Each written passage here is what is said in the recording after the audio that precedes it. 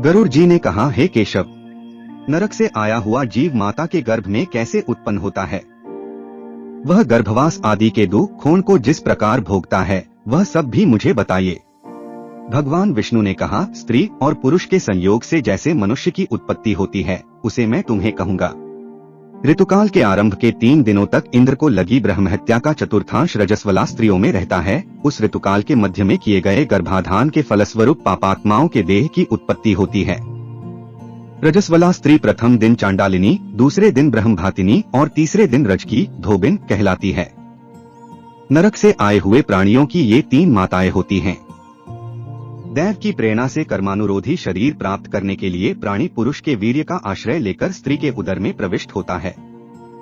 एक रात्रि में वह शुक्राणु कलल के रूप में, 5 रात्रि में बुद्बुद के रूप में, 10 दिनों में बेर के समान तथा उसके पश्चात मांसपेशियों से युक्त अंडाकार हो जाता है। 1 मास में सिर, 2 मास में बाहु आदि शरीर के सभी अंग, तीसरे मास में नख, लोम, अस्थि, चर्म तथा लिंगबोधक छिद्र उत्पन्न होते हैं। चौथे मास में रस, रक्त, मांस, मेदा, अस्थि, मज्जा और शुक्र ये 7 धातुएं तथा 5वें मास में भूख प्यास पैदा होती है।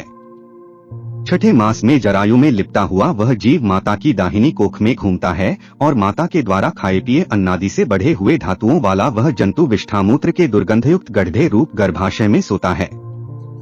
वह गर्भस्थ क्षुधित कृमियों के द्वारा उसके सुकुमार अंग प्रतिक्षण बार बार काटे जाते हैं, जिससे अत्यधिक क्लेश होने के कारण वह जीव मूर्छित हो जाता है। माता के द्वारा खाए हुए कड़वे, तीखे, गरम, नमकीन, रूखे तथा खट्टे पदार्थों के अति उद्वेजक संस्पर्श से उसे समूचे अंग में वेदना होती है और जरायु अर्थात झिल्ली से लिपटा हुआ वह जीव आंतों द्वारा बाहर से ढका रहता है। उसकी पीठ और गर्दन कुंडलाकार रहती है। इस प्रकार अपने अंगों से चेष्टा करने में असमर्थ होकर भी वह जीव पिंजरे में स्थित पक्षी की भांति माता की कुक्षी में अपने सिर को दबाए हुए पड़ा रहता है। भगवान की कृपा से अपने सैकड़ों जन्मों के कर्मों का स्मरण करता हुआ वह गर्भस्थ जीव लंबी श्वास लेता है। सी स्थिति में भला उसे कौन सा सुख प्राप्त हो सकता है? मांस, मज्जा आदि 7 धातुओं के आवरण में आवृत वह ऋषिकल्प जीव भयभीत होकर हाथ जोड़कर विकल वाणी से उन भगवान की स्तुति करता है जिन्होंने उसको माता के उदर में डाला है। 7वें महीने के आरंभ से ही सभी जन्मों के कर्मों का ज्ञान हो जाने पर भी गर्भस्थ प्रसूति वायु के द्वारा चालित होकर वह विष्ठा में उत्पन्न सहोदर उसी पेट में उत्पन्न अन्य कीड़े की भांति एक स्थान पर ठहर नहीं पाता। जीव कहता है, मैं लक्ष्मी के पति, जगत के आधार, अशुभ का नाश करने वाले तथा शरण में आए हुए जीवों के प्रति वात्सल्य रखने वाले भगवान विष्णु की शरण में जाता हूँ। हे नाथ, आपकी माया से मोहित होकर मैं देह में अहभाव तथा पुत्र और पत्नी आदि में ममत्व भाव के अभिमान से जन्म मरण के चक्कर में फंसा हूँ। मैंने अपने परिजनों के उद्देश्य से शुभ और अशुभ कर्म किए, किंतु अब मैं उन कर्मों के कारण अकेला जल रहा हूँ। उन कर्मों के फल भोगने वाले पुत्र क्लत्रादि अलग हो गए। यदि इस गर्भ से निकलकर मैं बाहर आऊँ तो फिर आपके चरणों का स्मरण करूँगा और सा उपाय करूँगा जिससे मुक्ति प्राप्त कर लूँ। विष्ठा और मूत्र के कुएं में गिरा हुआ जठराग्नि से जलता हुआ एवं यहाँ से बाहर निकलने की इच्छा करता हुआ मैं कब बाहर निकल पाऊंगा? जिस दीनदयाल परमात्मा ने मुझे इस प्रकार का विशेष ज्ञान दिया है, मैं उन्हीं की शरण ग्रहण करता हूँ जिससे मुझे पुनः संसार के चक्कर में न आना पड़े। अथवा मैं माता के गर्भगृह से कभी भी बाहर जाने की इच्छा नहीं करता, क्योंकि बाहर जाने पर पाप कर्मों से पुनः मेरी दुर्गति हो जाएगी। इसलिए यहाँ बहुत दुख की स्थिति में रहकर भी मैं खेदरहित होकर आपके चरणों का आश्रय लेकर संसार से अपना उद्धार कर लूंगा। श्री भगवान बोले, इस प्रकार की बुद्धि वाले एवं स्तुति करते हुए 10 मास के ऋषिकल्प उस जीव को प्रसूति वायु प्रसव के लिए तुरंत नीचे की ओर ढकेलता है। प्रसूति मार्ग के द्वारा नीचे सिर करके सहसा गिराया गया वह आतुर जीव अत्यंत कठिनाई से बाहर निकलता है और उस समय वह श्वास नहीं ले पाता है तथा उसकी स्मृति भी नष्ट हो जाती है। पृथ्वी पर विष्ठा और मूत्र के बीच गिरा हुआ वह जीव मल में उत्पन्न कीड़े की भांति चेष्टा करता है और विपरीत गति प्राप्त करके ज्ञान नष्ट हो जाने के कारण अत्यधिक रुदन करने लगता है। गर्भ में, रुग्णावस्था में, श्मशान भूमि में तथा पुराण के पारायण या श्रवण के समय जैसी बुद्धि होती है, वह यदि स्थिर हो जाए तो कौन व्यक्ति सांसारिक बंधन से मुक्त नहीं हो सकता। कर्मभोग के अनंतर जीव जब गर्भ से बाहर आता है तब उसी समय वैष्णवी माया उस पुरुष को मोहित कर देती है।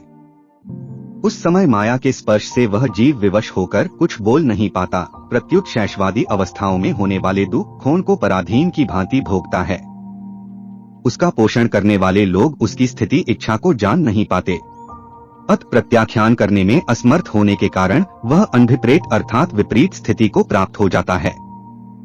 स्वदज जीवों से दूषित तथा विष्ठामूत्र से अपवित्र शया पर सुलाए जाने के कारण अपने अंगों को खुजलाने में, आसन से उठने में तथा अन्य चेष्टाओं को करने में वह असमर्थ रहता है।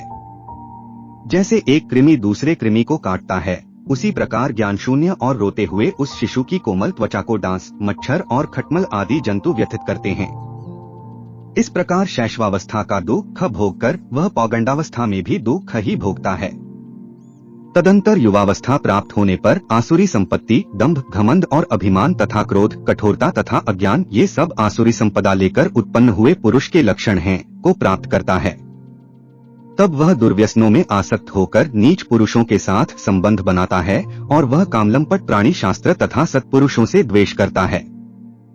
भगवान की माया रूपी स्त्री को देखकर वह अजितेंद्रिय पुरुष उसकी भाव भंगिमा से प्रलोभित होकर महामोहरूप अंधतम में उसी प्रकार गिर पड़ता है जिस प्रकार अग्नि में पतंगा, हिरण, हाथी, पतंगा, भौरा और मछली, ये पांचों क्रमश शब्द, स्पर्श, रूप, गंध तथा रस, इन 5 विषयों में एक एक में आसक्ति होने के कारण ही मारे जाते हैं। फिर एक प्रमादी व्यक्ति जो 5 इंद्रियों से 5 विषयों का भोग करता है, वह क्यों नहीं मारा जाएगा?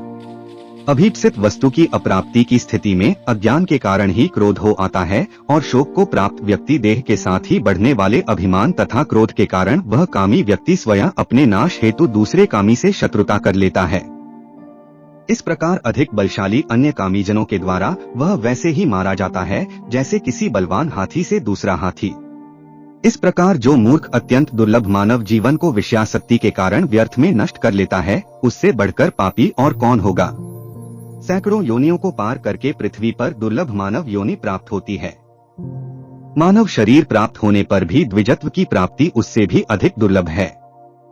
अतिदुर्लभ द्विजत्व को प्राप्त कर जो व्यक्ति द्विजत्व की रक्षा के लिए अपेक्षित धर्म कर्मानुष्ठान नहीं करता, केवल इंद्रियों की तृप्ति में ही प्रयत्नशील रहता है, उसके हाथ में आया हुआ अमृत स्वरूप वह अवसर उसके प्रमाद से नष्ट हो जाता है। इसके बाद वृद्धावस्था को प्राप्त करके महान व्याधियों से व्याकुल होकर मृत्यु को प्राप्त करके वह पूर्ववत महान दुखपूर्ण नरक में जाता है। इस प्रकार जन्म मरण के हेतुभूत कर्मपाशों से बंधे हुए वे पापी मेरी माया से विमोहित होकर कभी भी वैराग्य को प्राप्त नहीं करते। हे ताक्ष्य, इस प्रकार मैंने तुम्हें अंत्येष्टि कर्म से हीन पापियों की नरक गति बताई। अब आगे और क्या सुनना चाहते हो? इस प्रकार गरुड़ पुराण के अंतर्गत सारोद्धार में पाप जन्मादि दुख निरूपण नामक 6ठा अध्याय पूर्ण हुआ। हरे कृष्ण।